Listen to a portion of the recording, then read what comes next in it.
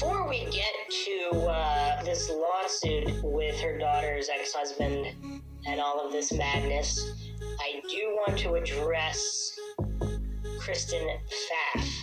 Okay, so Kristen Pfaff, member of Hole, band with Courtney Love.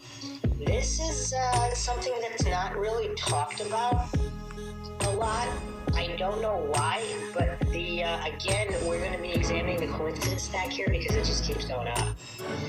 So Kristen Pfaff is a very talented, self-taught musician, and she was with a band, Janitor Joe, in Minneapolis. They were gaining some traction, and she was recruited to Hole by Courtney Love. And she died of a heroin overdose in her Seattle apartment in June 1994. Now, here's where it's going to get really tricky, because Kristen Pfaff was actually very close with Kurt Cobain. According to Kristen's younger brother and other people, she would talk on the phone with him for hours and hours. Now, Kurt Cobain was notorious for not liking people and keeping to himself, but he seemed to really like Kristen.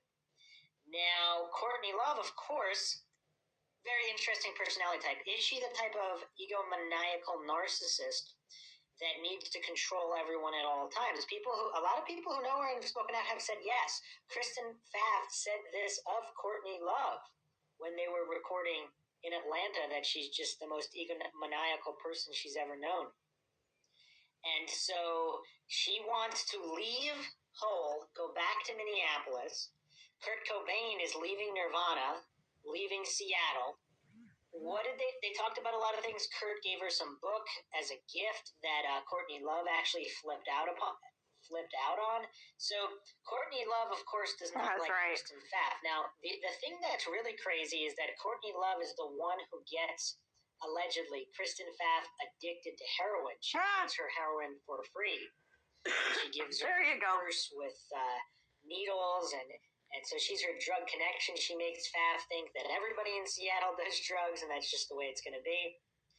And it's actually really, the Pfaff story is really, really sad on so many levels, because this is a very, very talented individual. She was actually gifted academically as well. I mean, she was getting scholarships and all this, and she left school to pursue a musical career. So now she's very talented at music too, talented at everything basically. And the dark side of music, of course, not just music, but all aspects of the entertainment industry, is a lot of these soft-spoken souls, we can call them, like Kurt Cobain, Kristen Pfaff, they get...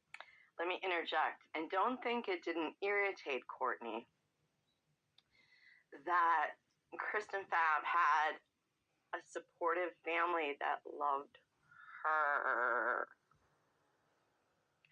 And she could have fallen back on them at any time. Courtney didn't have that. And even though she could fall back on her family, because they put her through college and they did right by her. And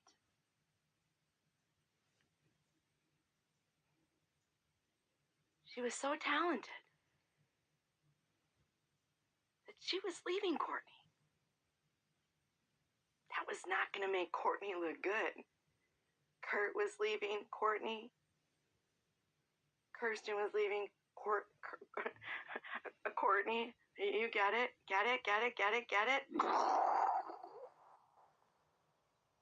Eaten up and chewed up and spit out by the music industry, because there's so many narcissists out there, and then also, of course, the toll that drugs can take. It's all quite sad in its own way, especially with these just good, by all accounts, really good-hearted and caring people that get sucked into these situations with these narcissists and money, greed, drugs, all of these things. So there are things that don't add up about the Pfaff story.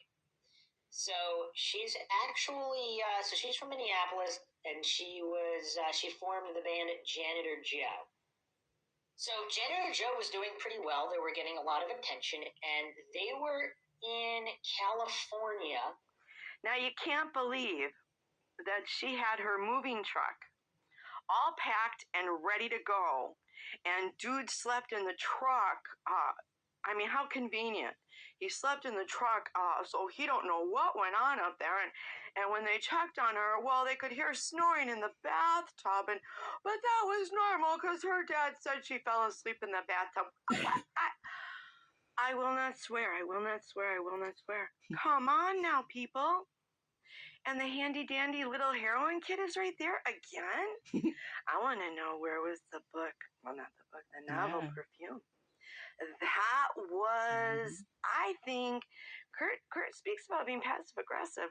I think that was his way of, that was a punch in the nose, baby, right between the eyes.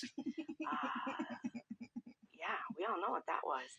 What date, I want to know, did he give her the novel Perfume? Yeah. Courtney snap, crackled, and popped. Don't think she didn't. Don't think she didn't. And then, see, didn't look good that the girl left. Nope. Hole. Nope. The black hole. Not good. Courtney's Not good at all. And that's not my opinion. That's facts, evidence, and the motive that we have seen out there. Come on, Courtney, they got her on tape. I got to get this one on next. Of her saying that about the suicide note, that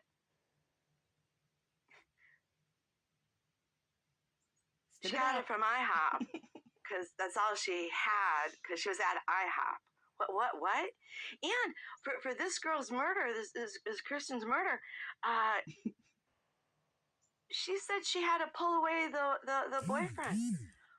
You were there? What? And I love how she added about kicking in, he kicked in the door. He's had to kick it in before, and just all a setup. And she's the one that got her started. How convenient. What a wicked witch with all of her monkeys flying around. Wow. Wow. In 1993, and Pfaff was noticed by Eric Erlandson and Courtney Love of the band Hole, who were looking for a new bassist. They found her. Love invited Pfaff to play with Hole. Pfaff declined. Star climber. Returned to Minneapolis, but Erlandson and Love continued to pursue her. Pfaff, reluctant to leave Minneapolis and join Hole, reconsidered. Poor baby. This is something that may help people on weekly because they're already on Geffen Records and already have this huge following in England. If you're wanting to move up the ladder, that's the way to go. Although Kristen's mother, Janet, was more reluctant for her daughter to leave Minneapolis and janitor Joe in favor of Seattle and Hole. Following international critical acclaim for their first independent album, Pretty on the Inside, Hole had generated a great deal of major label interest, eventually signing an 8-album deal with Geffen Records for a reported $3 million. In 1993, Pfaff moved to Seattle, Washington to work with other members of Hole on Live Through This, the major label follow-up to Pretty on the Inside.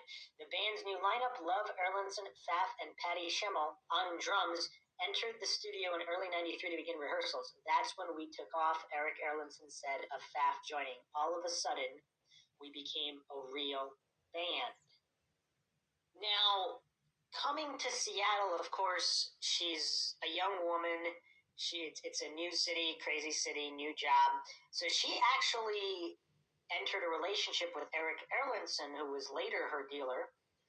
Initially, supposedly, by all accounts, Courtney Love was the one that got her hooked, and either through Eric Erlandson or in addition to. And she entered the relationship with him. I believe her younger brother or one of her friends from Minneapolis said it was because he was like he was the first guy that she was around in Seattle, and it was mostly just a vulnerable point. So that was her go-to. It wasn't really a love-based relationship, so to speak. So this guy, Eric Erlandson, who actually ended up showing up to her funeral after her parents said they didn't want anybody from Hole there or any of these dark influences on their